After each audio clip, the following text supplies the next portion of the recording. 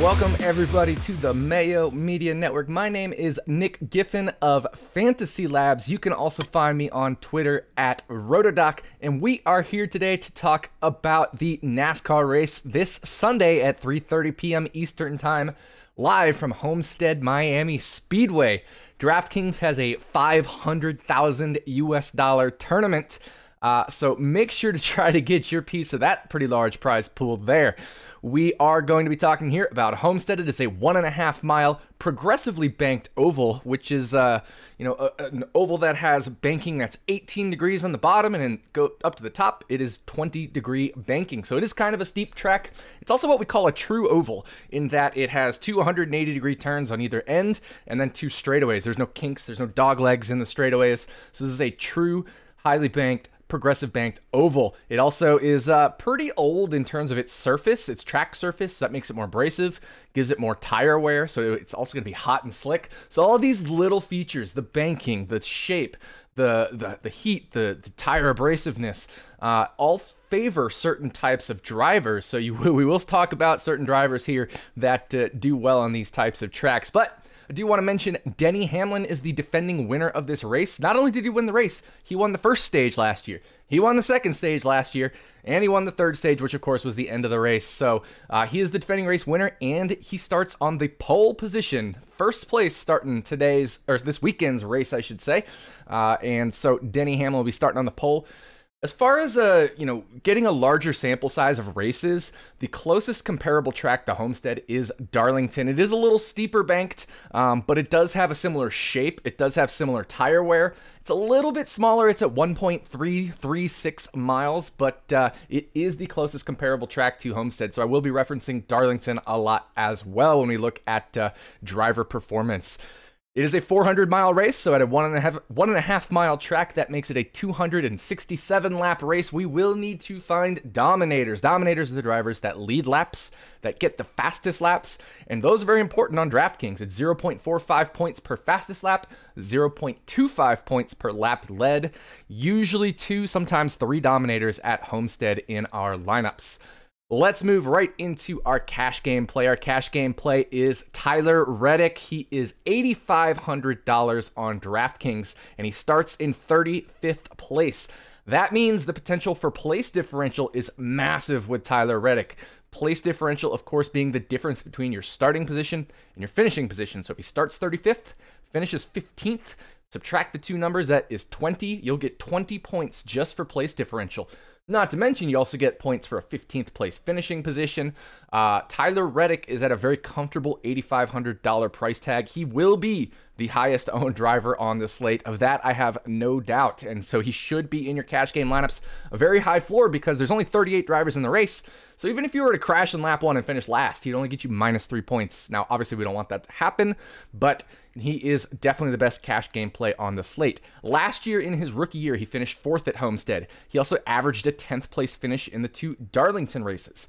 If we go to the other national series for NASCAR, the Xfinity series is kind of the equivalent to like AAA baseball, and the Truck series is kind of like the equivalent of like AA baseball. So we kind of look at him in the minor league series.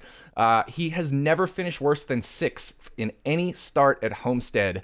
That includes 2 wins in the Xfinity series. So very good play here. If you are playing in tournaments, there is the potential to go underweight on here just because he's going to be so highly owned. But I actually don't think he's going to be crazy high owned because there's a lot of good place differential plays starting from the back. So Tyler Reddick, great play in all formats.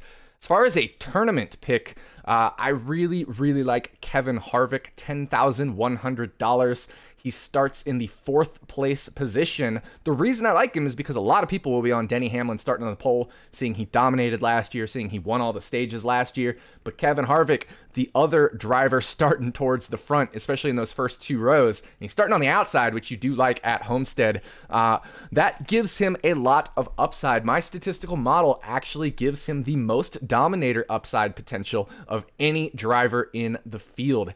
That's because he only has 1 finish outside of the top 10 since 2013 at either Homestead or Darlington, of course, the closest comparable track to Homestead. So since 2013, one finish outside of the top 10. Last year at Darlington, he was first and third.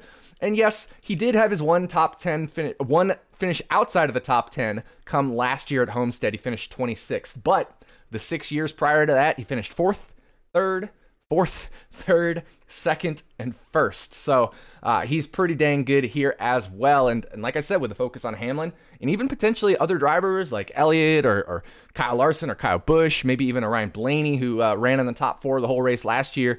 There is potential that Harvick isn't like super crazy owned here. So I really like him as a tournament play. I am going to talk about 2 drivers we might want to avoid a little bit. The first I'm going to say is an underweight play. I'm not going to say he's a fade, but I do think he is a good underweight play, and that is Ryan Blaney. Blaney starts at $10,000. He's at $10,400, and he starts 14th. The reason I'm not making him a total fade is because he did perform very well last year. Like I said, he ran into the top 4 the whole race, so it makes him a riskier play to completely fade, but I do like being underweight on him because if people are looking at the one race last year that he performed well in at Homestead, they're looking at a one race sample size, but the larger sample size is looking at his whole history at Darlington and Homestead, and that is his only top 10 finish at either Darlington or Homestead in his career in the Cup Series. So he's just not great at this track style. He had one great race last year for sure, but I wouldn't say that is necessarily indicative of how he's going to run this next Homestead race. Certainly it's possible, which is why he's not a total fade, but I do like being underweight on him because people might look at that and start to play him a lot and see he was good at other 1.5 mile tracks last year, but I do think this is a type of track that isn't his best, and there's a very good underweight possibility here for Ryan Blaney.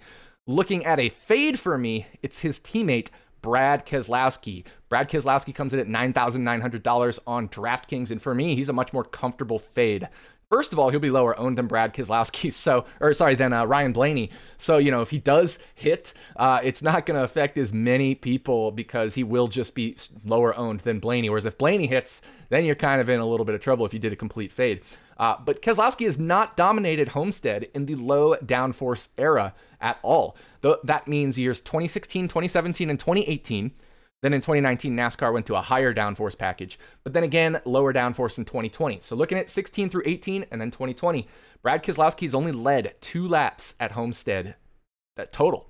And he's only had 23 fastest laps, and that's over 4 races at Homestead. So not a lot of dominator potential here for Brad Keselowski, who starts 7th. So even though he starts kind of far forward, he's not far enough forward in those first 2 rows, like 1st through 4th positions, that I feel he'll be, a lock to kind of at least get some early dominator points. He's also not far enough back that I feel he can get enough place differential points, right? Where like Ryan Blaney starts in 14th, Brad Keselowski starts 7th. So he's just in this like really bad spot. Not a great track for him. Brad Keselowski is my fade of the week. Finally, I do want to give you all a bet to win. I really, really like this driver. This is Kyle Larson. He is plus 850 on DraftKings to win the race. That makes him the 5th favorite driver in terms of the listing, the bets to win, the odds to win, and the outrights. But Kyle Larson is so good at Homestead. If we look in the 3 races he ran in the low downforce era, because he did not race Homestead last year because he was fired from his team. But in 2016 to 2018, during the low downforce era, he never led fewer than 45 laps in a single Homestead race and never had fewer than 51 fastest laps. If we extend that to Darlington as well, still never fewer than 45 laps led and never fewer than 27 fastest laps. Over a 6 race sample size, he always led at least 45 laps in these tracks and always had at least 27 fastest laps. That's insane for Kyle Larson here. This is just a great track type for him. Just looking at those 3 Homestead races, he averaged over 100 laps led per race. That's 25 points right there on laps led and never fewer than 51 fastest laps. Again, that's close to 25 DraftKings points. That's like 50 dominator points he's averaging per race at Homestead here. So he has massive upside. He's the 5th favorite, but I really think he probably could be the 2nd or 3rd favorite. He's in the best equipment of his career. He used to be running in that Chip Ganassi equipment. Now he's running in Hendrick Motorsports equipment, the premier Chevrolet team in all of NASCAR. So Kyle Larson at plus 850, my bet to win. And that's going to do it for today for this week. Make sure to leave down in the comments who you think's gonna win the race. Who do you like to bet on? Are there any props that you like? What about DraftKings? Are there any other drivers that you like? Any good cash game plays, tournament plays? Just let us know your thoughts on the race in general. And once again, I am Nick Giffen, also known as Rotodoc on Twitter for Fantasy Labs, and we will talk to you all another time. Enjoy Homestead, everybody.